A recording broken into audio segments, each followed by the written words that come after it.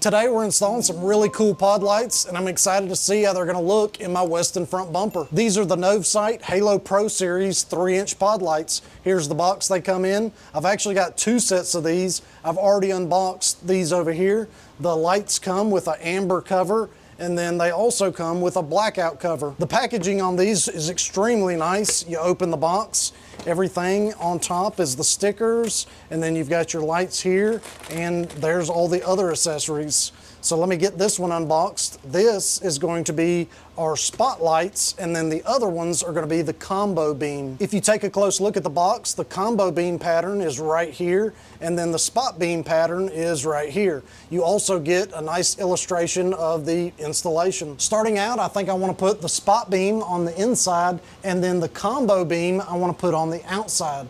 And if I don't like that, I can always swap them around. But before installing them, let's hook them up, make sure they work, and show you what they can do. Coming off the wiring harness, you'll have a connector like this. You take one of the pods and just plug it in until it clicks. In order to power these on, you'll take the white and the red cable, hook that to the positive, take the black cable, hook that to the negative. So we'll turn this on, grab the controller. In order to turn on the daytime running light, you'll hit this button and it starts the little halo. And then if you want to turn on the lights, you'll hit the light button. Turn that back off. If you want to change the pattern, you can just cycle through. It's got 7 different patterns. This does white and amber light. So when you turn the light back on, you can slightly see the pattern coming through. So if we take a cover off, you can see that it's a white light. And if we flip through, it will turn to an amber, and then back to a white. The first thing you'll want to do after getting these installed is to have that on and then hold this down for 5 seconds, and then that should have them sync together. Now when you flip through, you should have no problems with those matching. Now let's see what it looks like with the blackout cover on. So that pops right into place, and you can see it around the edges right now. So if we turn this light on, you can see it just a little bit still around the edges, but that definitely blocks most of the light. So there's a couple of different ways you can wire this up. You can either run this switch inside your truck, but I'm not going to want to do that. I've got an aux beam switch panel, so I want the lights to come on with that. Now I am also going to wire the daytime running halo feature to come on with my headlights. I don't think it's going to be too bright to drive with that, but we'll see. It looks like I need to install the brackets first in the bumper, and then I'll take the light on the sides and install that. So that wasn't too bad. I was able to turn these to tighten the screws up on the side. This is the spot beam, like I said, and this is going to be the combo beam.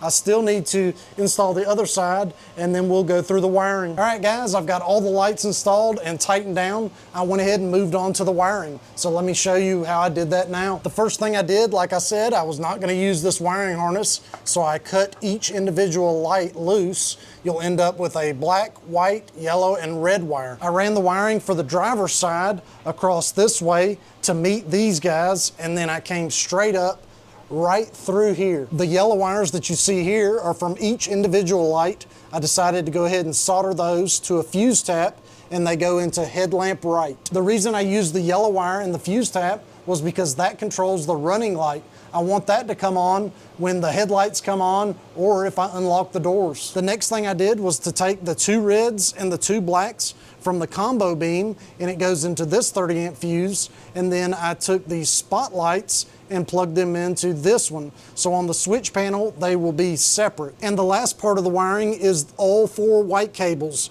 You have to hook those up to at least a 5-amp fuse. That's how you can switch the different modes. Having the setup I have with 4 halo lights, it makes it so much easier having a switch panel.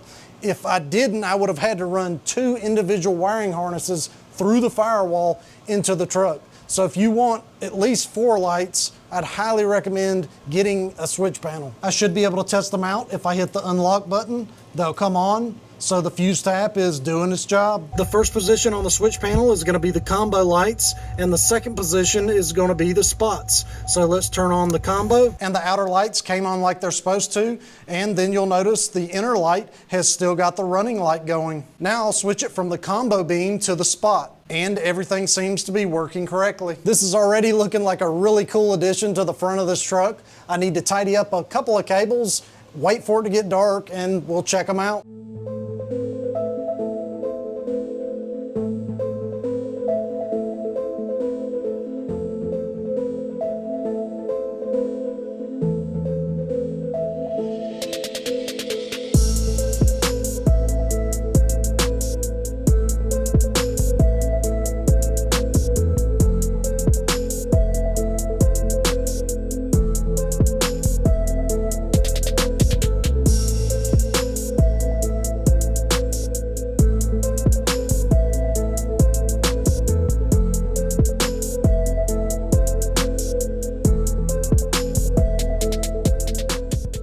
These halo lights are incredible. I personally like the white light, but now let's see what they look like with the covers on. We'll snap the amber cover right here on the outside,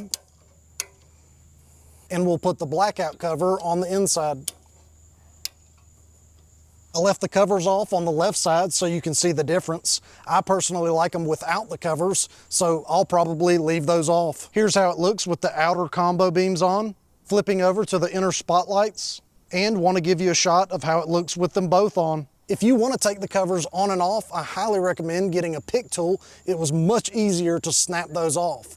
So now let's check it out, going down the road, see how much light we get. All right, we're at a dark back road. Let's turn on the combo beam, and that definitely brightens things up. Let's switch over to the spots.